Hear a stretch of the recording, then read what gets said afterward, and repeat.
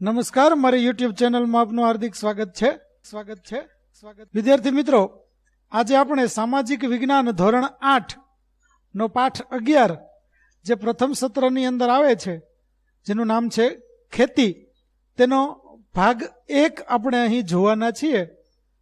ભાગ 2 છે તેની લિંક તમને આ વિડિયોના ડિસ્ક્રિપ્શનમાં તેમજ ઉપર ખૂણામાં આઈ બટનથી પણ તમે ભાગ 2 નો વિડિયો જોઈ શકશો। જો તમે હજુ સુધી અમારી ચેનલને સબસ્ક્રાઇબ ન કરી હોય તો ચેનલને સબસ્ક્રાઇબ કરો। વિડિયો સારો લાગે તો લાઈક કરો, શેર કરો અને બેલ નોટિફિકેશન ઓન કરો, જેથી અમારા નવા વિડિયો પણ તમને મળતા રહે। તો ચાલો શરૂ કરીએ। ધોરણ 8 પાઠ 11 ભાગ 1, જેનું નામ છે ખેતી। ખેતી ખેતી ખેતી ખેતી વિશ્વના આશરે 50% લોકો ખેતી પ્રવૃત્તિઓમાં રોકાયેલા છે। આપણો દેશ કૃષિ પ્રધાન દેશ છે। વિદ્યાર્થી મિત્રો, આ વાત તમે ઘણી વખત સાંભળી હશે કે ભારત એ કૃષિ પ્રધાન દેશ છે।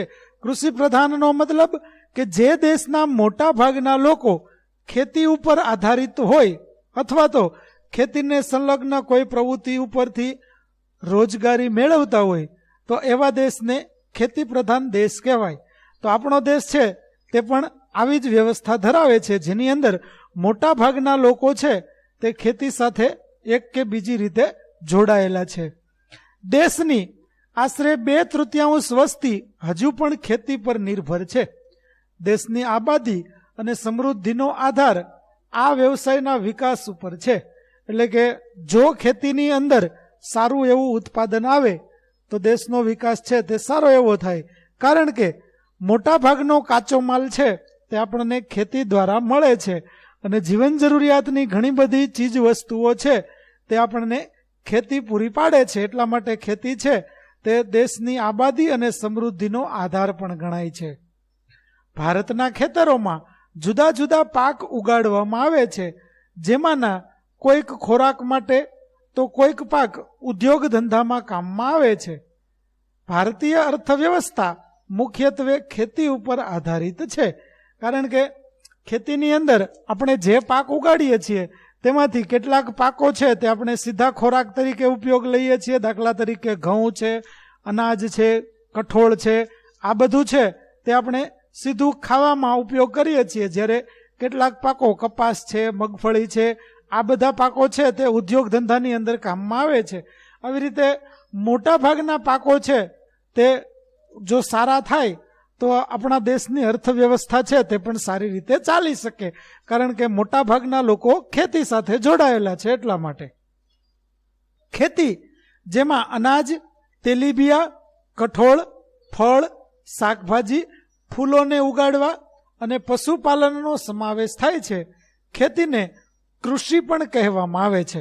તો ખેતીની અંદર આ બધાનો સમાવેશ થાય।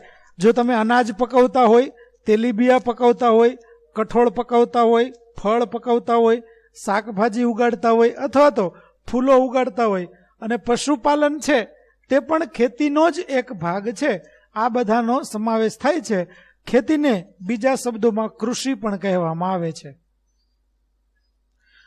જુઓ, અહીં વિશ્વની અંદર કૃષિ યોગ્ય જમીન કેટલી, તો જુઓ, જે ભાગમાં આપણને લીલો રંગ જોવા મળે તે દરેક ભાગ છે તે કૃષિ યોગ્ય એટલે કે ખેતી કરવા માટે લાયક હોય આવી જમીન છે તે આપણને જોવા મળે છે।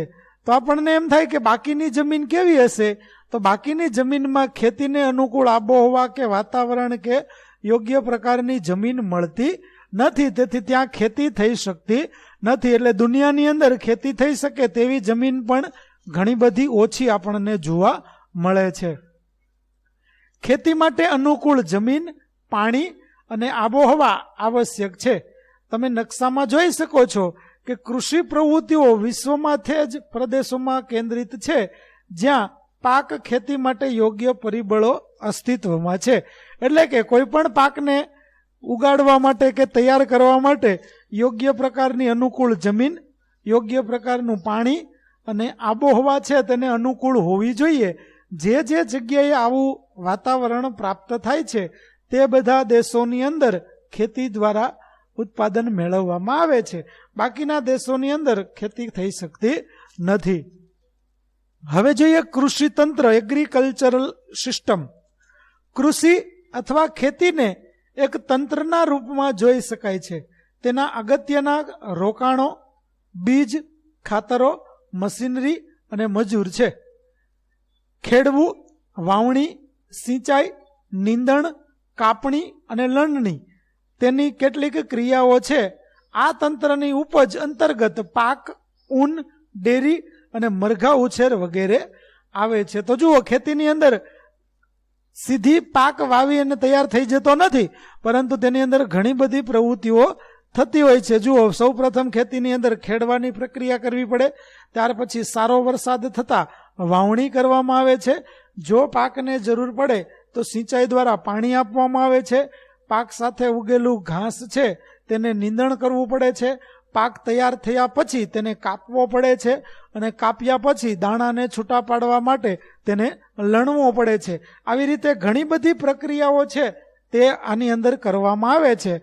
આવી રીતે ખેતી છે તેની અંદર પાક લેવામાં આવે અથવા તો ઊન લેવામાં આવે છે અથવા તો ડેરી અને મરઘા ઉછેર છે તેનો સમાવેશ પણ ખેતીની અંદર જ કરવામાં આવે છે. હવે જોઈએ આપણે જમીનના પ્રકારો. પેલી જમીન છે કાંપની જમીન. કાંપની જમીનનું નિર્માણ નદીઓ દ્વારા નિક્ષેપિત કાંપને લીધે થાય છે. તે ચીકણી અને ઘેરા રંગની હોય છે. કાંપની જમીન દેશના ઘણા મોટા વિસ્તારમાં જોવા મળે છે. ગુજરાતમાં લગભગ 50% કરતાં વધુ વિસ્તારમાં કાંપની જમીનો જોવા મળે છે. વિદ્યાર્થી મિત્રો, કાંપની જમીનનું નિર્માણ એ નદી દ્વારા કરવામાં આવે છે. અગાઉ આપણે ધોરણ 7ની અંદર આ વસ્તુ શીખી ગયા છીએ કે નદી છે તે કેવી રીતે પોતાના મુખ ત્રિકોણ પ્રદેશો બનાવે છે, જે ડેલ્ટા બનાવે છે.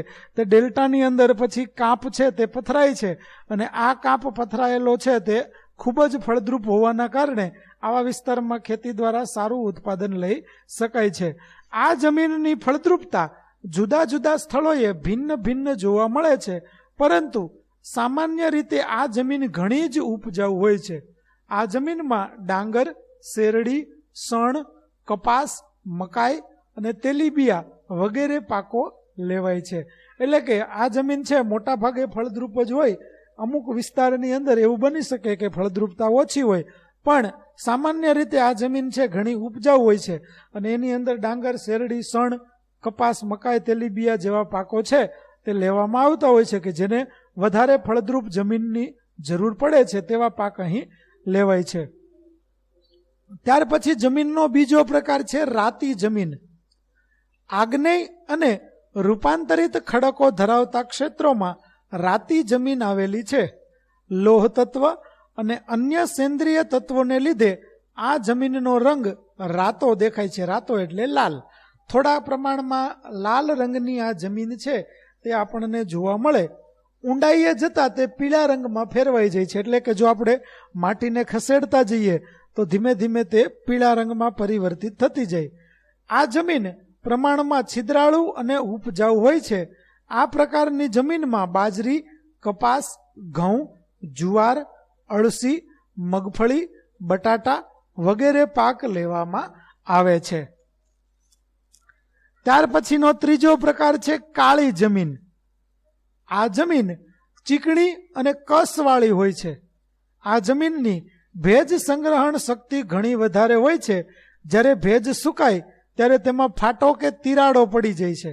એટલે કે વિદ્યાર્થી મિત્રો, કાળી જમીન છે તેની ભેજ સંગ્રહણ શક્તિ વધારે હોવાના કારણે ઘણી ઉપજાઉ હોય છે. કારણ કે ભેજનો સંગ્રહ છે તે લાંબા સમય સુધી કરી રાખે છે અને જો ઘણા સમય સુધી વરસાદ ન પડે તો પોતાની ભેજ સંગ્રહણ શક્તિ દ્વારા આ જમીનનો પાક છે તે સારી રીતે વિકસી શકે છે. આ જમીન કપાસના પાક માટે વધુ અનુકૂળ છે. તેથી જ તો તે કપાસની કાળી જમીન તરીકે જાણીતી છે. કારણ કે કપાસ એ કાળી જમીનમાં વધારે પ્રમાણમાં થાય છે, એટલા માટે તેને કપાસની કાળી જમીન પણ કહેવાય છે. આ જમીન રેગુર નામે પણ ઓળખાય છે. એટલે કે કાળી જે જમીન છે તેને રેગુર પણ કહેવાય છે. આ પ્રકારની જમીનમાં કપાસ, અળસી, સરસવ, મગફળી, તમાકુ અને અડદ જેવા કઠોળ વર્ગના પાકો લેવામાં આવે છે. એટલે કે આ જમીનની અંદર કપાસ, અળસી, સરસવ, મગફળી, તમાકુ, અડદ વગેરે કઠોળના પાકો છે તે સારા એવા પ્રમાણમાં થાય છે. જો આ પ્રકારના પાકો લેવામાં આવે તો સારું ઉત્પાદન મેળવી શકાય. ત્યાર પછી જમીનનો ચોથો પ્રકાર પડખાવ કે લેટેરાઇટ જમીન. વધુ વરસાદને કારણે તીવ્ર ધોવાણના ક્ષેત્રોમાં પડખાવ જમીન તૈયાર થાય છે. વધુ વરસાદને કારણે જમીનના ઉપરના સ્તરમાંથી પોષક તત્વો ધોવાઈને નીચેના સ્તરમાં ઉતરે છે. તેનો લાલ રંગ લોહ ઓક્સાઇડને કારણે હોય છે. કેટલીક જગ્યાએ તેની ઉપલી સપાટી સુકાઈ જવાથી તે સખત થઈ જાય, ત્યારે આવી પરિસ્થિતિમાં એ જમીન ખેતી યોગ્ય રહેતી નથી. એટલે કે પડખાવ અથવા તો લેટેરાઇટ જમીનમાં શું બને છે કે વધારે પ્રમાણમાં જો વરસાદ પડે તો તેના ઉપરનું સ્તર છે તેનું ધોવાણ થઈ જાય છે, અને એ ધોવાણ થવાના કારણે આ જમીનના જે ઉપરના સ્તરના જે પોષક તત્વો હોય છે તે નીચે ઉતરી જાય છે, અને તેના કારણે આ જમીન છે મોટા ભાગે કઠણ થઈ જાય, અને કઠણ થઈ ગયા પછી આ જમીન છે તેને ખેતી કરવા માટે યોગ્ય રહેતી નથી. જૈવિક દ્રવ્યોનું પ્રમાણ ઓછું હોવાથી આ જમીન ઓછી ફળદ્રુપતા ધરાવે છે, કારણ કે જે પોષક તત્વો હતા તે જમીનની અંદર ઊંડે ઉતરી ગયા હોય છે. એટલા માટે આ જમીન છે તે ફળદ્રુપતા ઓછી ધરાવે છે. પણ તેમાં ખાતર નાખીને કપાસ, ડાંગર, રાગી, શેરડી, ચા, કોફી, કાજુ વગેરેના પાક લેવામાં આવતા હોય છે. એટલે કે સેન્દ્રિય કે રાસાયણિક ખાતરના ઉપયોગ દ્વારા આ જમીનને આપણે ફળદ્રુપ બનાવી શકીએ. જે પોષક તત્વોની ઉણપ હોય તેવા પોષક તત્વો આપણે આની અંદર ઉમેરી અને આ જમીનને પણ ઉપજાઉ બનાવી શકાય છે. ત્યાર પછીની પાંચમો પ્રકાર છે રણ પ્રકારની જમીન. આ જમીન સૂકી અને અર્ધ સૂકી આબોહવા વાળી પરિસ્થિતિમાં જોવા મળે છે. આ જમીન રેતાળ અને ઓછી ફળદ્રુપ હોય છે. તેમાં દ્રાવ્ય ક્ષારોનું પ્રમાણ વધુ હોય છે. સિંચાઈની સુવિધાઓથી તેમાં બાજરી અને જુવારનો પાક લેવાય છે. આ પ્રકારની જમીન રાજસ્થાન, ગુજરાત, હરિયાણા અને દક્ષિણ પંજાબમાં જોવા મળે છે.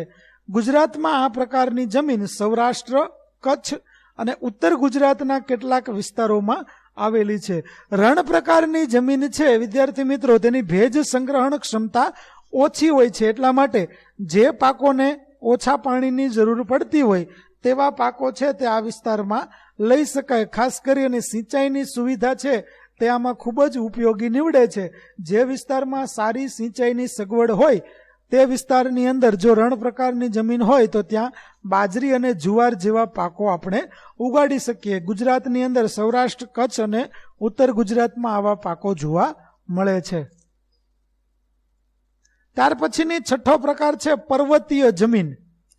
આ જમીન મુખ્યત્વે હિમાલયના વિસ્તારમાં જોવા મળે છે. તેનું સ્તર પાતળું અને અપરિપક્વ હોય છે.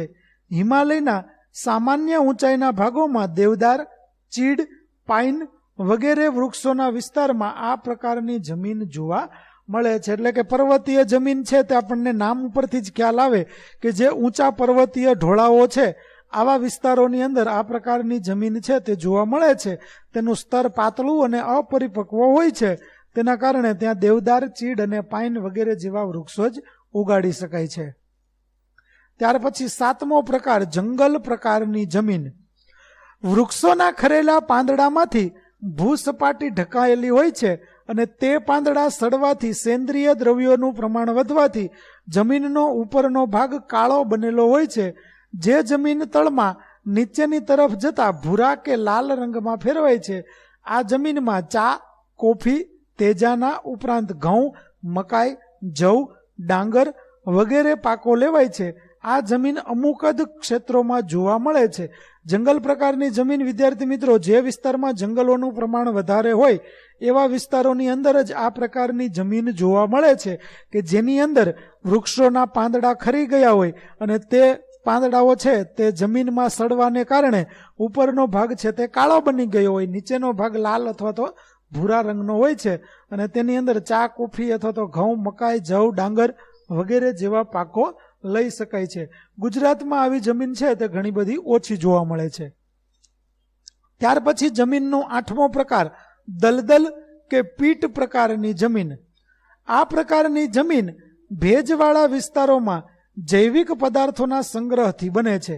આ જમીન વર્ષા ઋતુ દરમિયાન પાણીમાં ડૂબેલી હોય છે અને પાણી ઓસરી જતા તે જમીનમાં ડાંગરની ખેતી કરવામાં આવે છે. તેમાં ક્ષારીય કે જૈવિક પદાર્થોની અધિકતા હોય છે. આ જમીન જે તે ક્ષેત્રોમાં અત્યંત મર્યાદિત વિસ્તારમાં જોવા મળે છે. વિદ્યાર્થી મિત્રો, દલદલની જમીન છે એ જે વિસ્તારમાં ખૂબ વધારે વરસાદ પડતો હોય અને વર્ષા ઋતુ એટલે કે ચોમાસા દરમિયાન આ વિસ્તારમાં પાણી છે તે સતત ભરાયેલું રહેતું હોય અને ચોમાસું પૂરું થતાં એટલે કે દિવાળી આસપાસના સમયગાળા દરમિયાન આ વિસ્તારમાં પાણી છે તે સુકાઈ જાય છે અને ત્યાર પછી આ ભાગની અંદર સુકાયેલી જમીનમાં ડાંગરનું વાવેતર છે તે કરવામાં આવે છે. અને આવી રીતે આ જમીન છે તે ક્ષારવાળી અને જૈવિક પદાર્થો વધારે પ્રમાણમાં હોય છે, પણ ગુજરાતની અંદર મર્યાદિત વિસ્તારમાં જ આવી જમીન જોવા મળે છે. ત્યાર પછી હવે જોઈએ ખેતીના પ્રકાર. અત્યાર સુધી આપણે જમીનના પ્રકાર જોયા, હવે જોઈએ ખેતીના પ્રકાર કે ખેતી કેવા કેવા પ્રકારે થઈ શકે, કેવી જમીન હોય તો કેવા પ્રકારની ખેતી કરવી જોઈએ. વિશ્વમાં ખેતી વિવિધ રીતે કરવામાં આવે છે.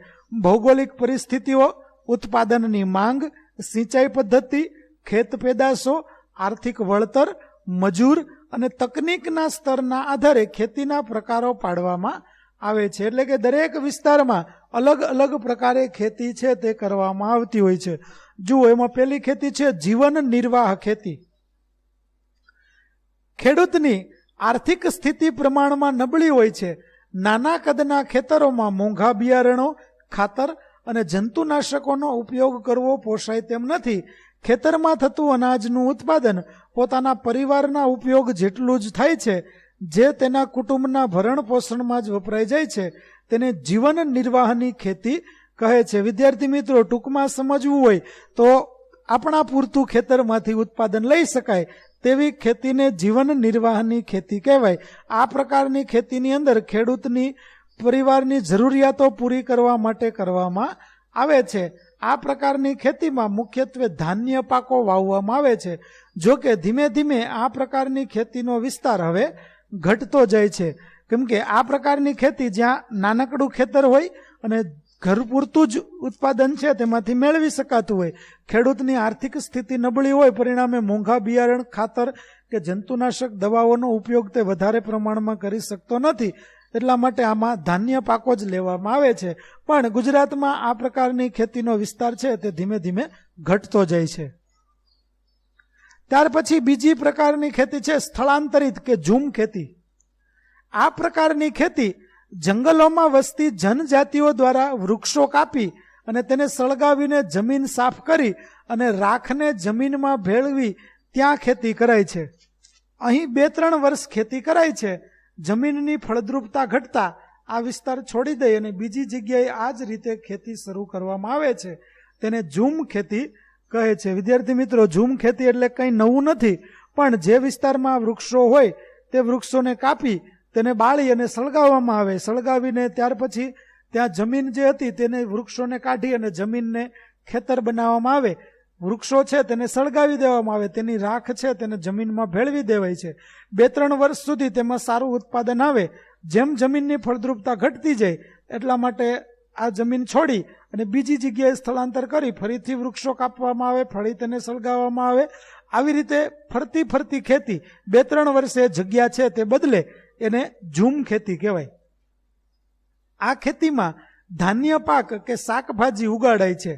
આ ખેતીમાં ઉત્પાદન ખૂબ જ ઓછું થાય છે, કારણ કે આ ખેતી એમેઝોન બેસિનના ગહન વન ક્ષેત્ર, ઉષ્ણકટિબંધીય આફ્રિકા, દક્ષિણ પૂર્વ એશિયા અને ભારતના પૂર્વોત્તર રાજ્યોમાં હાલ અલ્પ પ્રમાણમાં જોવા મળે છે. કારણ કે જંગલને કાપવા ઉપર પણ અત્યારે ઘણા બધા કાયદાઓ છે તે નડે છે. એના કારણે જંગલ કાપી અને ખેતીનું પ્રમાણ છે તે બનાવી શકાય તેવું ઓછું થયું છે. એટલા માટે આ પ્રકારની ખેતી છે તે ભારતમાં ઘણી બધી ઓછી જોવા મળે છે. ત્યાર પછીની બીજી પ્રકાર છે સઘન ખેતી. આ આધુનિક ખેત પદ્ધતિ છે જેમાં સિંચાઈની સુવિધાઓ, ઉત્તમ બિયારણ, ખેતીની નવી ટેકનોલોજી, રાસાયણિક ખાતરો, કીટનાશકો અને વિવિધ પ્રક્રિયામાં યંત્રોનો વ્યાપક ઉપયોગ કરવામાં આવે છે. વિદ્યાર્થી મિત્રો, ગુજરાતમાં મોટા ભાગની ખેતી છે તે આ પ્રકારની સઘન ખેતી કરવામાં આવે છે, કારણ કે અહીં જે બાબતો દર્શાવવામાં આવી છે તે મોટા ભાગની બાબતો છે તેનો ઉપયોગ ગુજરાતની ખેતીમાં થાય છે. આ પ્રકારે થતી ખેતીને સઘન ખેતી કહે છે. આ ખેતીમાં રોકડિયા પાકનું વાવેતર વધારે કરાય છે. અહીં હેક્ટર દીઠ ઉત્પાદનમાં ખૂબ જ વધારો થયેલ છે અને આ પ્રકારની ખેતી હેઠળનો વાવેતર વિસ્તાર સતત વધતો જાય છે. આ ખેતીમાં આર્થિક વળતરને મહત્વ આપવામાં આવે છે, તેથી તેને વ્યાપારી ખેતી પણ કહે છે. ગુજરાતમાં સુરત, વલસાડ, આણંદ વગેરે જિલ્લામાં આ પ્રકારની ખેતી થાય છે. એટલે કે વ્યાપારી ખેતી, વધુ આવક મેળવવાના હેતુથી આ પ્રકારની ખેતી કરવામાં આવતી હોય છે. એટલે ગુજરાતની અંદર સુરત, વલસાડ, આણંદ વગેરે જિલ્લાઓની અંદર આ પ્રકારની ખેતી વધારે પ્રમાણમાં જોવા મળે છે. ત્યાર પછીનો ત્રીજો પ્રકાર છે સૂકી ખેતી.